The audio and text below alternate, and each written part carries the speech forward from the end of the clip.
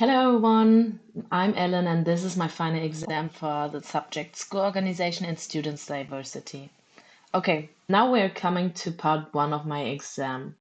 The first is block one. I'm the principal of a public elementary school in Cologne, North Rhine-Westphalia. Our school has around 280 students between the age of 6 and 10. Our students' body is very diverse. Many children come from families with a migration background and many speak multiple languages at home. There are also noticeable socioeconomic differences. Some children receive intensive family support, while others depend heavily on school support. Our school is generally equipped with digital devices. We want to use digital media sensibly, but at the same time also promote analog forms of learning, movements, and social experiences. Our aim is to create an appreciative, inclusive, and future-oriented learning environment that is fair to all children. Okay, at first we needed to do the prompt of the exercise in an AI. I used ChatGPT for this. Here you can see the answer he gave me.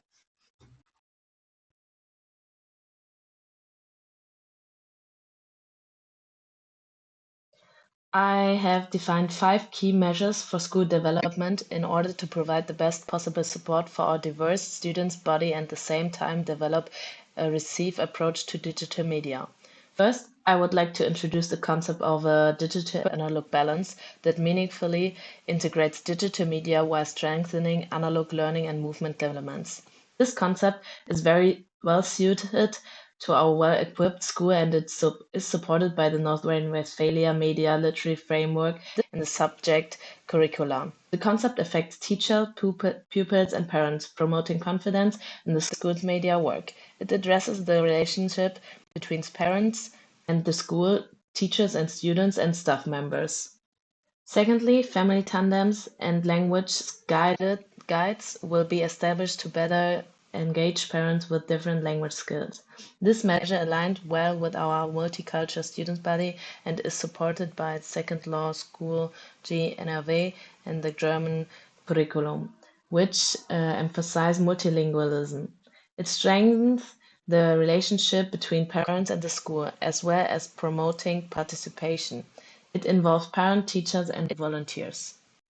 Third, we are planning a media skills workshop for children and parents. In this workshop, participants will work together with digital tools and reflect on media use. This activity is supported by law through parents' involvement within the 44th law, school law, NRW, and media education in the curriculum. It strengthens the cooperation between families and schools. Parents, children, teachers, and school social workers are all involved. Fourth, our school profile will be supplemented with movement and nature education, for example, through regular green learning times. Supported by physical education and science lessons, this approach promotes concentration, health, and well-being. This activity strengthens the relationship between teachers and students and opens the school to surrounding community. Lastly, we aim to celebrate the culture and linguistic diversity of our students through Living Diversity Project Weeks. This initiative is particularly well suited to our school and is supported by the curriculum and school law. The project promotes tolerance, belonging, and social interaction among all participants. The concept involves students, parents, and staff, as well as relationships among students and between the school and parents. Okay, now we're coming to block two. As a principal, I would implement 5 key measures to improve our timetable in a sustainable way. These measures would address structural challenges such as subject variety, teaching schedules, and room use, as well as the human side of the equation, including collaboration among teachers, students, and parents.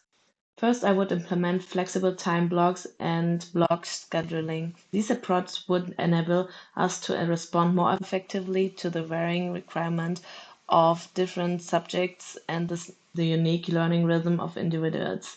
This approach reflects transformational leadership, encouraging innovation and challenging traditional structures.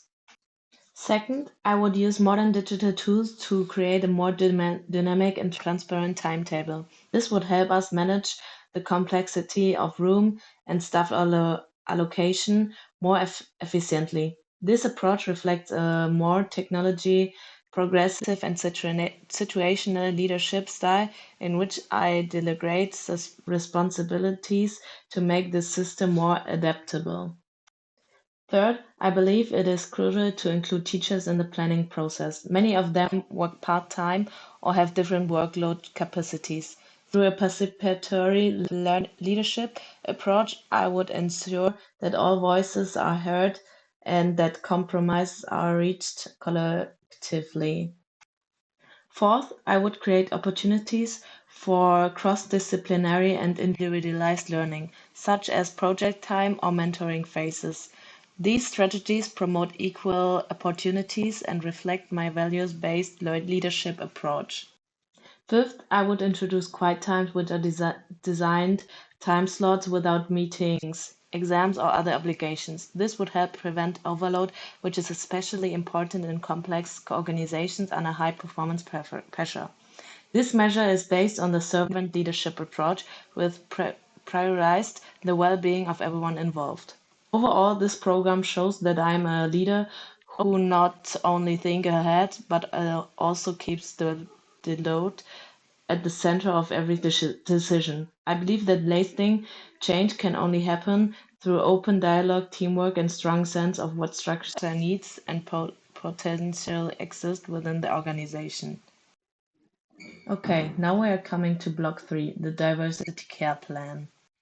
If I were a teacher at a school with students who have special educational needs related to intellectual disability, certain elements of the diversity care plan would be particularly important.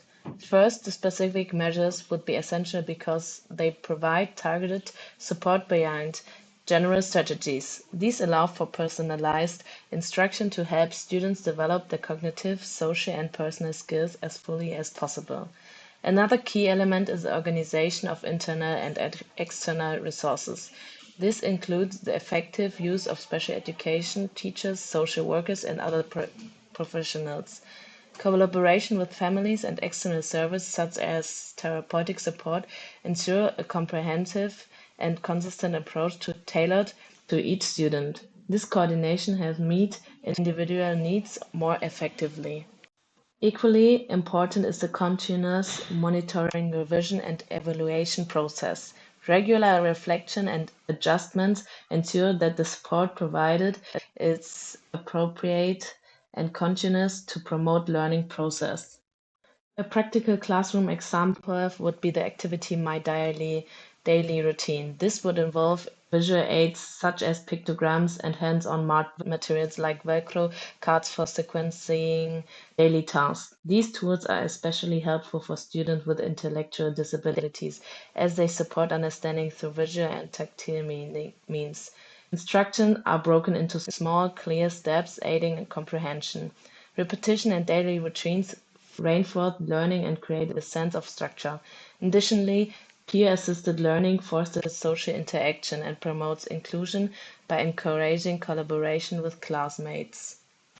Okay, now we're coming to part 2. There I have to answer 6 questions reflectively.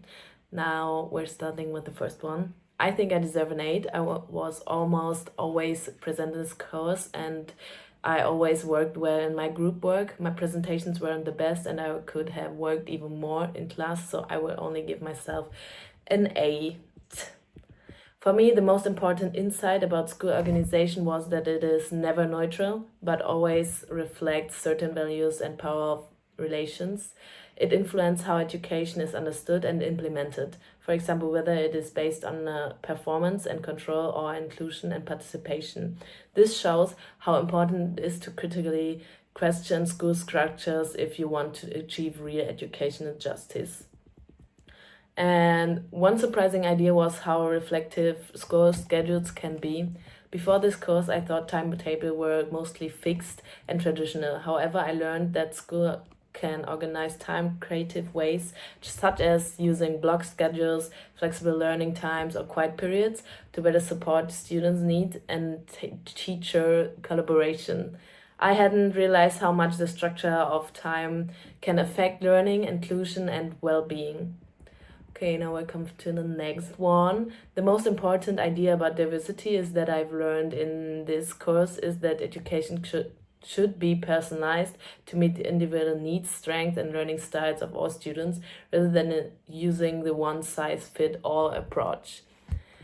Yes, I'm more aware of the importance of attending to diversity. I realize that every student learns differently and brings unique experience to the classroom. Supporting diversity means adapting our teaching, involving families, and creating a safe, respectful environment for all learners. It not only helps individuals succeed, but also strengthens the sense of community and empathy in the whole world. And now I come to the last one. While preparing this video, I learned how to come up with a creative idea for presenting content. It was also a challenge to stay within the time limit and not overthink certain parts, which helped me improve my time management skills. Okay, that's it. Thank you for listening and have a nice day. Bye.